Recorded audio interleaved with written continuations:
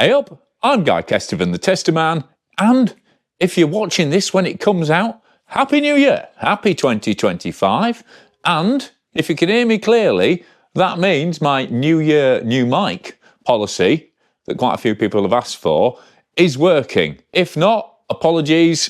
Well, if it's dreadful, I'll just go around again. If it's just not great, I'll probably still put it out and then work out how to do it better next time around. But anyway, what I'm talking to you about today is, I really should have cleaned these up so you can actually see the name on them. It is the Continental Cross King. So the slightly toothier, slightly grippier, in fact, considerably grippier, to be fair, partner in high-speed trail crime to the ridiculously rapid Race King. Which I put a video up on very shortly and has been very, very popular. So I thought I'd better do some chat about its slightly less legendary, well, considerably less legendarily, but no more interesting. Oh, just get on with talking about the tyre case. Right, as you can see, staggered centre knobs, so all the way down the centre. So gives an almost continual roll, but they're siped, and there's a bit of grip between them. Intermediate tread there, and then a reasonable kind of angled shoulder tread on it. Very rounded profile, you know, there's nothing sticking out spiky on the end like Keith Flint from The Prodigy's hair on this. So very, very predictable in terms of the way it rolls into turns. It's got the same 3x60 180 TPI carcass as the Race King. It uses, I presume, I mean, it's really hard with Conti, because they keep their compounds close to their chest, as it were, in terms of mixes. But again, they say black chili for everything.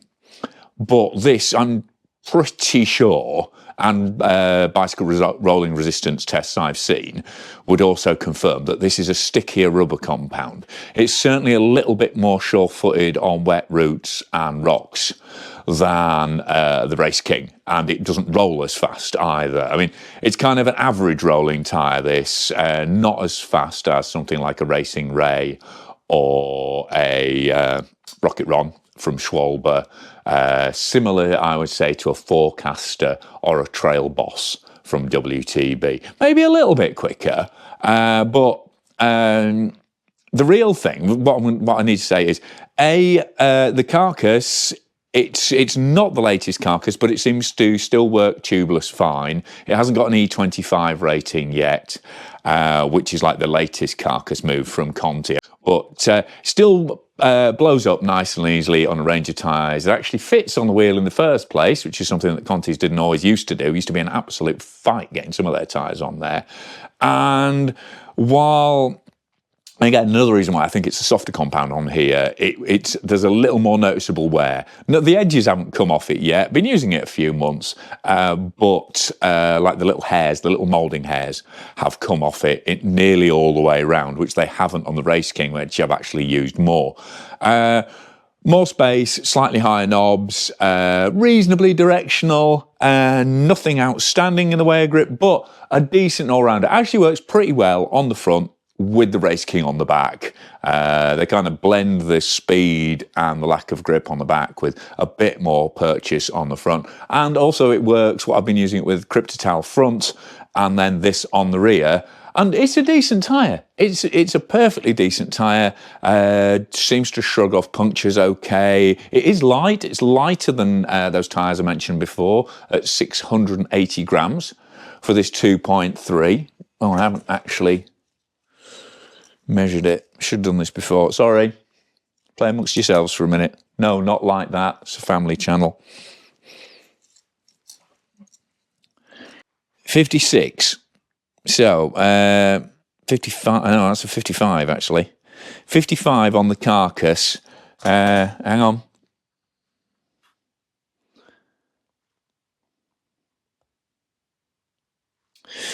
So it's actually a 2.16. So it's the same, I should remember this, it's the same basically as the 2.2 Race King. So even though it says it's a 2.3, it's actually a 2.16. And while it comes in a whole range of sizes, like 2.2, 2.6, 2, 2.3, 2.6, 2.8 if you go into 27.5 as well. It doesn't come in that super fashionable current size 2.4. So hopefully, in the same way as the Race King is going to be updated to a 2.4 carcass, which is what we saw Pidcock winning on at the Olympics. Hopefully there is a 2.4 version of this in the works, and it'd be good at the same time if they also updated it to that newer E25 rated carcass. But like I say, it's a perfectly all right tyre. It's nothing outstanding. The biggest issue really is it doesn't come in that kind of mid-width welterweight spec that seems to be dominating this kind of tyres. And really, you know, it does help. Although it's not a super lively or pingy carcass, something like a Vittoria, it's not skittering all over the place. And you can run it down to reasonably low pressures. I've dropped this down into the teens without it kind of wallowing or squirming around. It doesn't quite have that float. It certainly doesn't have the super grounded feel of the Cryptotal. And basically, it's kind of an all right tyre, but it's still at a very premium Continental price. So if you wanted value in this category, I'd go for something like a Specialized Fast Track, which is about half the cost and offers a very, very similar performance. And if you wanted absolutely outstanding performance in this category, I'd probably go with Schwalbe Racing Ray for speed and Rocket Ron for kind of all-round grip.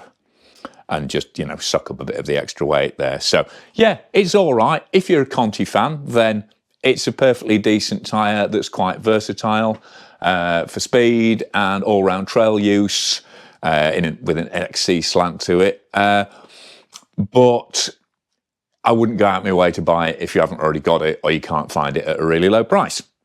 So, there you go. That's kind of the summary here. Okay, but it'd be great to see a 2.4 from Conti and not really worth the high price at the moment.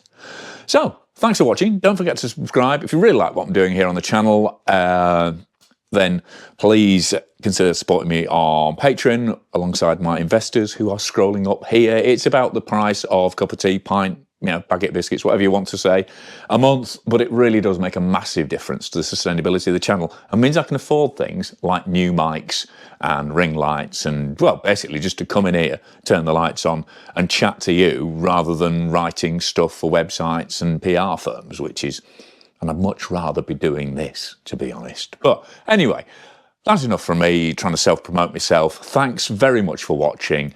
Give it a thumbs up, give it a like, because that's free. And tell your mates about the channel, because again, that's the best way for Guy Kez TV to grow and for more people to hear my wisdom on all things German, rubbery and round. Plus a bunch of other test and editorial features that will be coming up very shortly. So, see you for all of those. And have an absolutely splendid 2025. Let's make it a good one, eh?